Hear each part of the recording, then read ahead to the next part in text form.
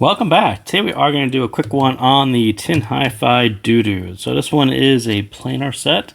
This is the commemorative edition, but I think the shells are exactly the same on the regular edition and the commemorative edition. You get their color changing logo, which kind of changes color if we get the right angles on it.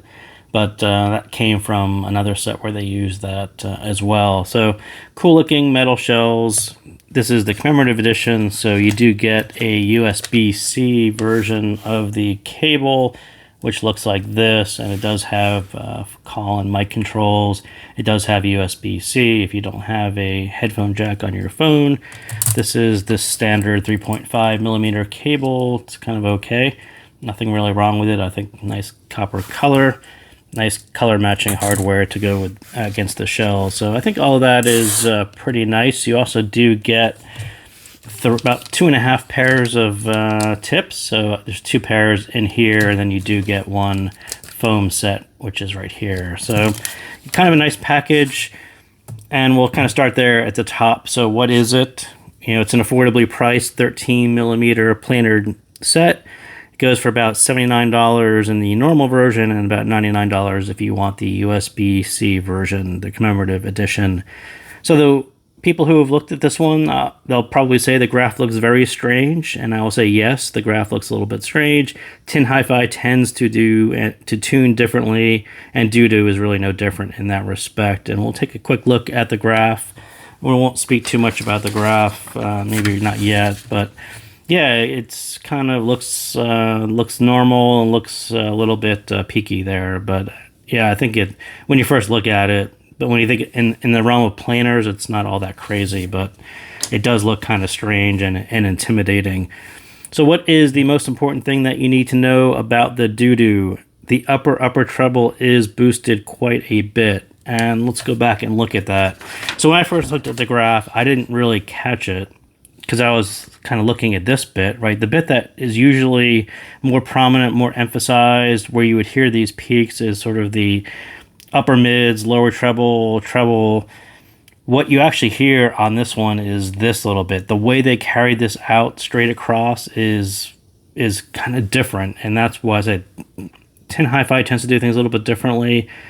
This kind of move where you're carrying out the upper treble all the way out there, and this is really hard to look at on grass because everyone's coupler does this all differently, but when you hear this one in ear, there is a lot out here. And in the realm of sets that do this kind of, like KZ is probably the only other one that really carries out upper treble in that way. And yeah, if you go back and look at even the KZ planars, I think did the same exact thing. It's a very strange move for me because it always sounds kind of, your mileage may vary on what your ear and how your brain processes that much energy all the way out there on the upper treble.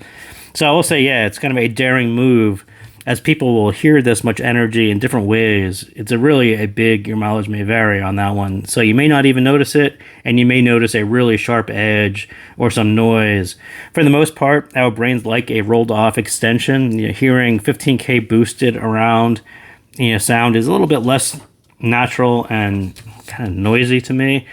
So when we look at graphs, you see this nice base shelf curve, kind of does this nice hill here, a nice rounded shape, and then they tend to roll off in this way because that sounds a little bit more natural to us.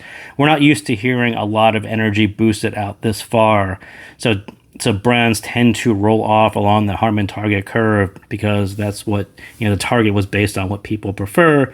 And people tend to prefer lower energy that far out. So this one is essentially kind of normal, and then it carries out a lot of energy, and that's going to sound a little bit different to some people.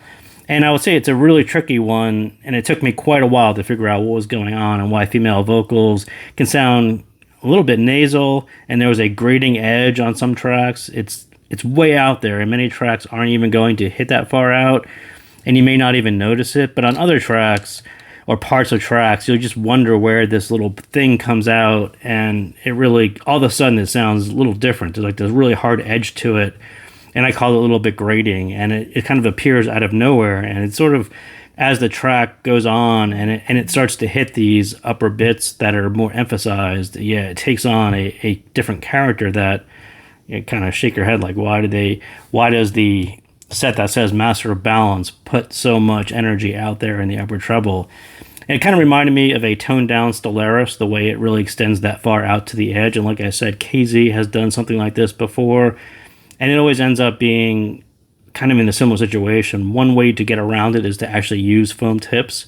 So I'm glad they actually use foam tips. Foam tips tend to dampen this effect way out in the upper treble.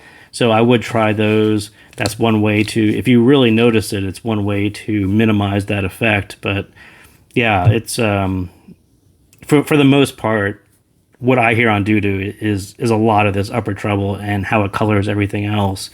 So is it wicked bright? And I will say no, it's not actually wicked bright, because you can actually see, for the most part, the upper mids through, right about there, that's about Harman target. That's not too bad for planar drivers. It sounds, a little bit more trebly, and I'll kind of give it that, but I wouldn't call it wicked bright. But they pushed a lot of energy out here. So as your tracks hit this bit, it will sound a little bit brighter. There's like a kind of overemphasis, overboosted bit that's way out there. But the rest of it isn't, you won't really notice it as really sounding traditionally bright, even traditionally bright as far as planars go. So sound, I'll say it is a slightly different take on the planar. As you have a nice bass shelf, the lower treble isn't really pushed forward. Like I said, it doesn't sound traditionally bright the way other planars do, where they push the upper mids really forward, and that gives it that bright sound to it. This one does not do that because it pushes it out so much later. But there is a lot of upper treble energy, and it gives you this super airy style sound. And the bass, and I think the bass shelf is kind of fine, and it's really hard to concentrate for me on the bass because of what was going on in the treble, but I'll say that they got enough sub bass. The mid bass could have used a little bit boost. The driver can certainly handle much more EQ, much more boost in the bass, and I would actually do that because the driver is actually pretty good. They left it, they gave you kind of enough. There's actually a pretty nice boosted bass shelf, but not quite enough to really balance out what was going there. It's close enough, though. It's maybe that is the part of the Master of Balance part that they actually got right, or close to the name of the set. The mids, the planar technical mids, leaning a little bit thinner from that treble. A very clean planar sound, which will be very appealing and combined with the elevated treble. This is that style of set, that person who should buy this one. You have to really like this thinner style, this more boosted plain treble style, and that's why I kind of referred to Stellaris up there. It's kind of along the lines of that. It's definitely not as intense as Stellaris, but the same person would probably like both because of the way the mid sound and the way the treble is presented. It's kind of similar in that similar way. So second most interesting thing about Dudu, I think, depending on your track, it can sound less planar timbre than other sets, as the bass shelf is actually quite good, and the boosted treble energy is very late, so you may not even notice it. Some tracks will land better than others, and similarly priced planars. And again, this one took me a really while to figure out what was going on. Some tracks sound quite good, and it sounds less planar than other sets, and I think. And that's sort of where I agree. They got some of this Master Balance was done right, but what they really tried to do was to put in a lot of detail really late in the treble, and that kind of throws off the balance of it. But when you hear it and your track doesn't have a whole lot of that upper treble, it actually can sound pretty good. And again, I think the driver was done pretty well. Most of the tuning is actually done pretty well. But yeah, it's just your mileage may vary on how this one is going to work for you. So the treble, again, that lower will sound better than other planars because they didn't really boost the upper mids super far. Then you'll get the boost later, and the levels are going to be better for your treble tolerant listeners. Stage, this is another planar set that will stage a bit more dimensional than others because of the bass curve, because they put the boosted energy so far late. The upper mids don't flatten the stage, so generally out of the box you'll actually get a pretty good stage, almost the way I think Stellaris was actually pretty good too, for the same exact reason. Just a lot of treble energy to project out further, and it tends to give you a pretty nice sense of stage.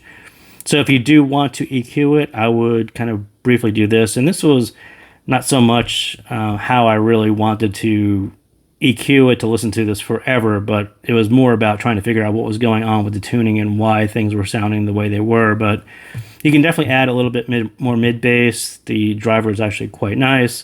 It handles quite a bit more bass. It doesn't bloat at all. It handles planar bass as it should, but just tick the upper treble down in that way, just so you get a nice arching downward slope, and you have to get the upper treble down to the point where you don't hear the boost.